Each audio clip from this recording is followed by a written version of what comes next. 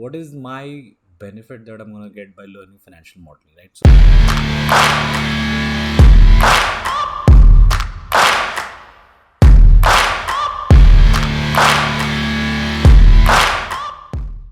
hi guys, and welcome to Mentormaze YouTube channel. My name is Alan Arundan, and I'm back again with an important video. This video is actually a result of a lot of questions which come from CFA candidates and CFA charter holders who tend to ask, what is my benefit that I'm going to get by learning financial modeling, right? So let's dig a little deeper. What is financial modeling? I'm going to give you a brief idea of what is financial modeling. We're also going to brief look at the job roles after CFA and during CFA, the tools which are used in these roles specifically, right? And final tips on how to actually learn. There are multiple ways to learn financial modeling. That's not the major objective.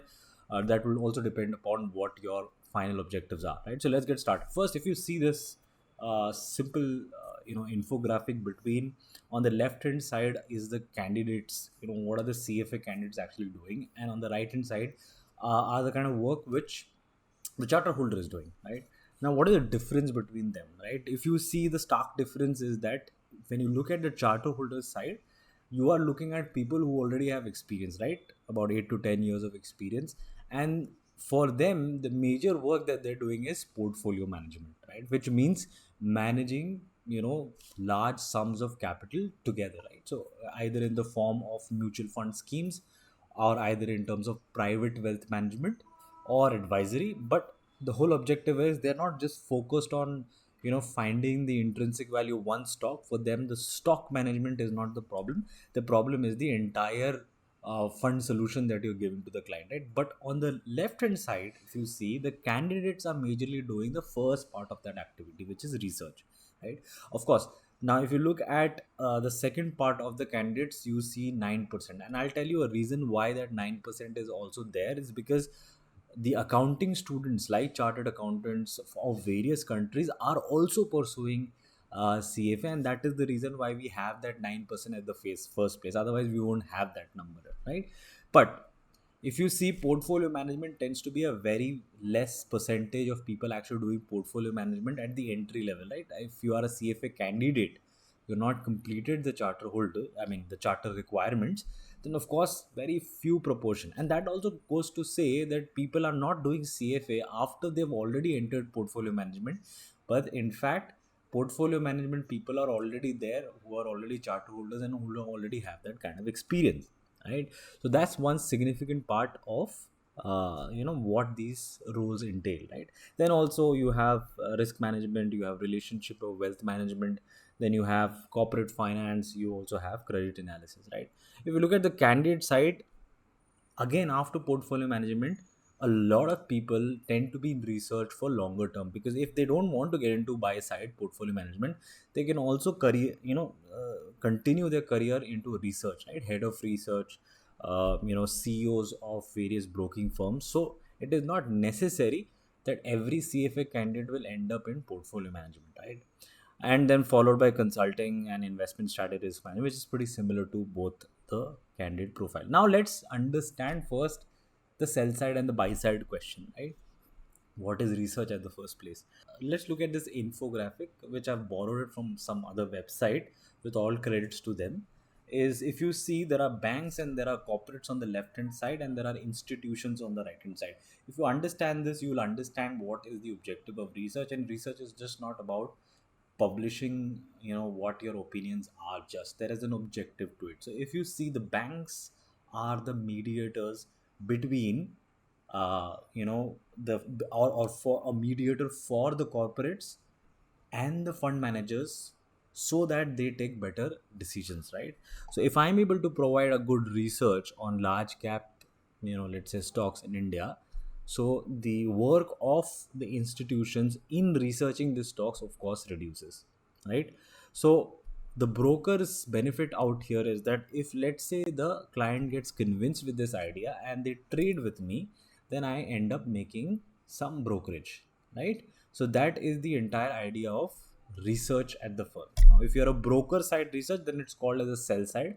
And if you are a researcher in the the one with the fund as well, then you're called a buy side analyst, right? So whenever we are looking at research in the previous slide, it does not just mean sell side research, it also means buy side and sell side both, right? Of course, as an entry level candidate, it's very difficult to get into buy side directly without any years of experience, but 3 to 4 years of experience in sell side can lead you into getting into buy side as well. Now, what is financial modeling? So at the end of the day, it's a tool used in various decisions, including research. So this is an example of fundamental research where, if you see, there are forecasting of income statement, forecasting of balance sheet, forecasting of cash flow statement, but for what? Right? To get the intrinsic value of a stock. But that is only one application of financial modeling, right? So people tend to confuse that financial modeling is just putting data into, or income statement, balance sheet and cash flow data into your spreadsheet and then just forecasting it. That's not the actual objective. It's a process, right?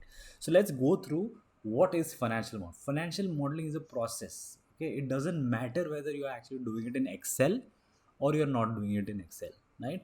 Execution, you can do it in Python also. People ask questions, why aren't you doing this Python? You can do in Python, no problem.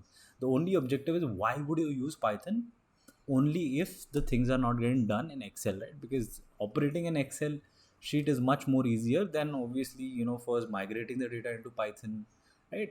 So Python usually gets used when the data size is very high, right? And the amount of unstructured data is also very high, because of which Python can be very useful in running those functions which can help in cleaning the data, getting some insights out of the data, right? But irrespective of that, the goal in financial modeling, not just in research, I'm saying it again, financial modeling in general, is decision making, right? That's the most important thing about any finance role. What is your end goal? The end goal is always decision. Let's understand some examples. So when you see financial modeling getting used in fundamental analysis, then we are looking at the decision as intrinsic value. For example, if I do a research on, let's say, Infosys stock, my question at the end is, what should be the value of Infosys according to my forecast? If the value is higher and the price is lower, then it's a buy call, right? If my value is lower and the price is high, then it's a sell call or a hold call, whatever it is, right? When you're looking at portfolio management, which, if you saw, a lot of charter holders are into that role, then it is the optimum asset allocation, right? Because how much allocation for gold or alternative assets in general, how much to equity, how much for fixed income. Now, that's not as simple as just saying that you're at 35, so 65 has to be equity and 35 has to be debt. Not really, because you're just talking about a retail investor. When you talk about, let's say, an insurance company, the structure becomes very complex because they have to meet certain insurance payments, right? If you look at foundations, college foundations, their objectives can be very different, because their objective is to meet those expenses of the foundation, right? When you look at banks, the risk is a big factor, right? So when you look at portfolio management, just don't think about a retail investor, although that is also one of the cases. But again, the decision making is on optimum asset allocation, right? What is the optimum we can get, uh, the entire funds allocated between equity, fixed income, alternative, and any other asset classes if available, reducing the risk, maximizing the return, right? Projects, right? So if you look at any of the projects, whether it's inside Infosys, a company like an IT company, where money has to be allocated in the most efficient way to generate the highest return and use cases. Similarly, road construction, where a lot of debt is taken to construct those roads, and at the end, the companies earn through tolls and income, right? So what is the IRR and NPV generated? Because highest amount of NPV is the project that you will actually execute, right? Risk. So a lot of companies have risk management models, right, where the objective is to reduce the VAR, reduce the standard deviation, have the highest MAR ratios, right? If you look at trading, irrespective of how beautiful your strategy is, the idea is to have the highest risk adjusted return, not just the highest return, right? Because highest returns also carries a lot of risk of losing out everything, right?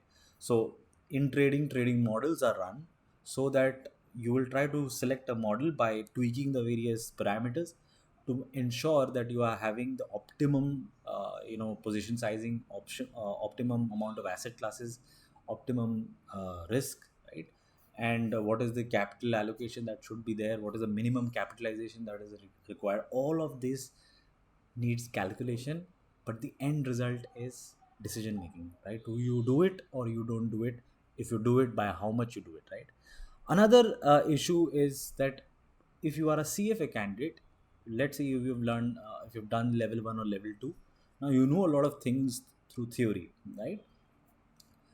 But in the interview, you do not just get selected on the basis of completing a CFA level 1 or a level 2, because they want to know whether you actually can do these things practically. Because at the end, for them, think about from their angle, tomorrow they have to execute things which are very practical, right?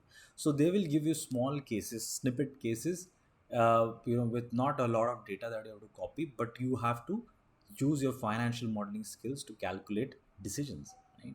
Full scale model presentations can happen where they give you an entire company and say that, okay, you make a financial model and you present it in the interview, right?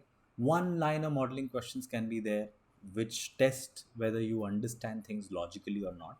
And finally, when you're going for the face to face interview, a lot of modeling questions will be tested to understand whether you are firstly interested in finance or not, and second is how good is your logical understanding of things, right? For example, pitching a stock. So a lot of students tend to do 10 models of various stocks, but the idea is, the interviewer is not seeking your expertise in 10 different sectors, but they're actually seeking the way of thinking that you have, even if it is for a particular stock in a particular sector, right?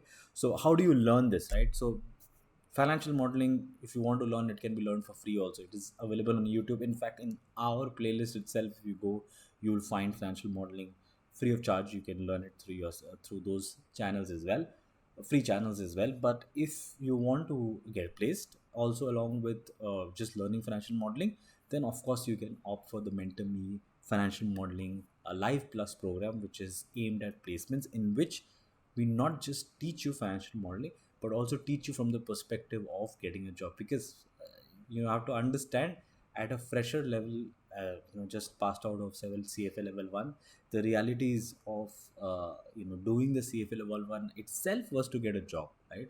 And if you want to break that barrier, then you can learn through our Mentor Me's financial modeling placement program.